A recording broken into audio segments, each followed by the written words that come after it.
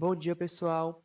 Iniciando nossa apresentação, gostaria de agradecer a minha amiga Thais pela construção desse trabalho, agradecer o professor pela oportunidade de gravar esse vídeo e poder realizar a nossa apresentação e também agradecer a todos os ouvintes presentes na sala de aula. O nosso muito obrigado e nós pedimos desculpa pela nossa ausência. É, o nosso artigo escolhido, né, para apresentação do trabalho de inteligência artificial foi o algoritmo genético aplicado ao controle da dengue. A dupla do trabalho é composta por mim, Thaís, e pelo Washington. O professor que ministra essa matéria é o Wesley e a nossa apresentação ficou dividida nos seguintes tópicos. Primeiro, a gente vai estar passando pela introdução do artigo, pelos objetivos, um modelo matemático, o algoritmo genético do problema, experimentos computacionais, a conclusão dos autores e as considerações finais da dupla. Dando início, né, à introdução, a dengue é um dos principais problemas de saúde pública no mundo, especialmente em países tropicais como o Brasil, e sua incidência tem crescido nos últimos anos, né? Por exemplo, nos períodos quentes e chuvosos, ocorre um aumento da densidade dos mosquitos, ocasionando uma maior incidência, né, da dengue.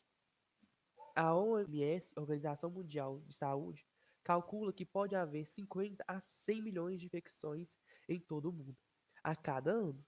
Atualmente, a única forma de controlar a doença é reduzir a população do mosquito transmissor, né, conhecido como Aedes aegypti.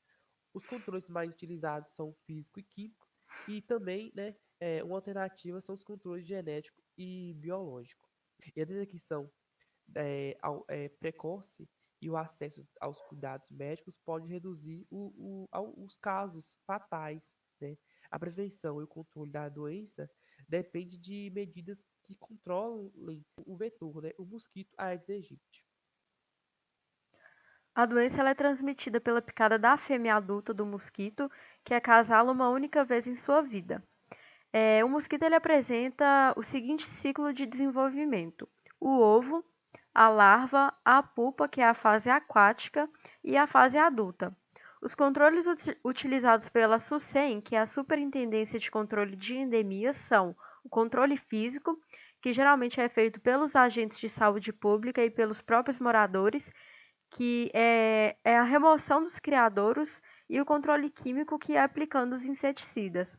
Com o passar do tempo, os vetores eles podem estar adquirindo resistência aos inseticidas e se torna necessário fazer um aumento dos produtos químicos. E isso pode estar elevando os custos do controle e afetando gravemente a saúde pública. Uma forma alternativa é utilizar o controle genético biológico também, né? Alterando o processo de reprodução. Nesse caso, os mosquitos machos são produzidos em laboratório em larga escala, incapazes de gerar filhotes, pois são bombardeados com radiação gama para torná-los estéreis. O objetivo do trabalho é propor técnicas numéricas utilizando algoritmos genéticos para a resolução do modelo de controle ótimo aplicado a problemas de combate à dengue, objetivando a minimização de custos econômicos dos controles químicos, os inseticidas e genéticos, liberando machos estéreis no ambiente natural. Já o objetivo específico é estar aplicando técnicas de otimização no modelo de controle de mosquitos, que vai estar minimizando os custos com inseticidas e com a produção de mosquitos machos estéreis e números de mosquitos fêmeas fertilizadas. Modelo matemático. Os autores, eles escolheram, né, um modelo matemático específico, né, que visa, né, a minimização do custo de utilizar a técnica de controle da dengue através do uso de inseticidas e de liberação de machos estéreis, considerando as variáveis de decisão do problema de controle ótimo, né? O 1T, investimento com inseticida, e o 2T, investimento com mosquitos estéreis. Mais para frente isso vai ficar mais bem entendido. As técnicas discutidas na literatura para determinar a formulação precisa do controle ótimo U1 e U2 consiste na utilização deste princípio. Nele é definido um novo sistema de otimalidade, utilizando um sistema adjunto juntamente com o sistema de estado original, que vai estar criando um problema de contorno com dois pontos e com condições de fronteira separados nos tempos t igual a zero e t igual a t. Algoritmo genético, né? Então, né, o algoritmo genético foi escolhido pelos autores e na tabela 1 a gente pode observar a estrutura dos cromossomos, né? Nesse algoritmo é gerada uma população de soluções U1T, U2T para o problema. E esta evolui de acordo com os operadores genéticos de seleção, cruzamento, crossover e mutação, de forma que promova uma tendência dos indivíduos representarem soluções cada vez melhores à medida que o processo evolutivo continua. Os indivíduos da população também são chamados de cromossomos ou soluções. Eles são definidos por matrizes contendo duas linhas e colunas. A primeira linha ela é referente aos valores da variável de decisão do problema de controle U1 e a segunda é referente ao U2. Cada coluna vai estar representando um valor do tempo discretizado em T0 até o TF, que é o tempo final. E dessa forma, cada elemento, ou seja, cada gene da matriz que foi apresentada na tabela 1, vai estar representando o valor da variável UI no tempo TJ. A população inicial é gerada com N dos indivíduos definidos, parte por método aleatório para dar diversidade da população e parte por método construtivo, tentando oferecer algumas características desejadas aos indivíduos. A aptidão é medida pelo valor do funcional J associado a cada indivíduo. No caso de indivíduos infectíveis, é usado uma penalização P, sendo a aptidão do indivíduo U1, U2, o inverso do valor J, U1, U2 mais P, onde P igual a zero se o indivíduo for facível e P é maior que zero se infactível. Ou seja, quanto menor a medida J, U1, U2 mais P, mais apto é o indivíduo, pois o problema é de minimização. O indivíduo com melhor aptidão é guardado como possível solução ótima U1, U2. O valor de J pode ser obtido usando métodos de integração numérica. As melhores soluções com as melhores aptidões, elas são encontradas e são guardadas a cada interação, ou seja, a cada geração. E vai estar formando um grupo de elite que vai estar substituindo os piores indivíduos da população da presente geração. E em cada interação, o melhor indivíduo dentre os elementos da elite vai ser analisado para a possível atualização da solução ótima. Em todas as interações, parte da população ela é copiada em uma população intermediária para estar realizando o crossover. E a seleção dos indivíduos a serem copiados pode ser feita pelos métodos de torneio ou pelo método de roleta. O crossover é feito escolhendo aleatoriamente dois dos indivíduos copiados pela seleção PAI1 e PAI2, e em seguida fazendo um sorteio aleatório de um ou mais local, né, de corte em cada linha das matrizes representantes desses indivíduos. Esse processo auxilia a separação dos genes que formarão dois novos indivíduos, filho 1 e filho 2, conservando características dos pais. Dos quatro indivíduos, pai 1 e pai 2, filho 1 e filho 2, escolhe-se o de melhor aptidão para retornar à população em substituição ao pior indivíduo desta, interior no caso. E esse processo é realizado para todos os elementos da população intermediária. Para estar facilitando mais o entendimento, a gente vai estar considerando o caso de usar um local de corte. E nesse caso vai estar sorteando dois números inteiros, o R1 e o R2, entre 1 e F, e fazer o corte no local R1 na linha 1 e R2 na linha 2. E suponhamos que foi obtido em um processo aleatório R1 igual a 2 e R2 igual a 3.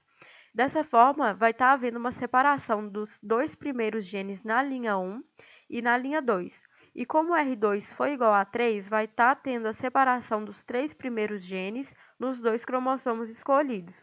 Os genes do pai 1 e pai 2, eles vão estar se recombinando e vão estar gerando os filhos 1 e 2.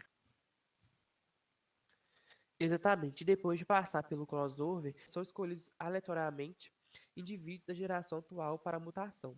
Determina-se a percentagem de genes que poderão ser trocados em cada linha do cromossomo e procede-se um sorteio com probabilidade PM muito baixa, menor que 0,1, ou seja, zero, de haver mudança no valor daquele gene.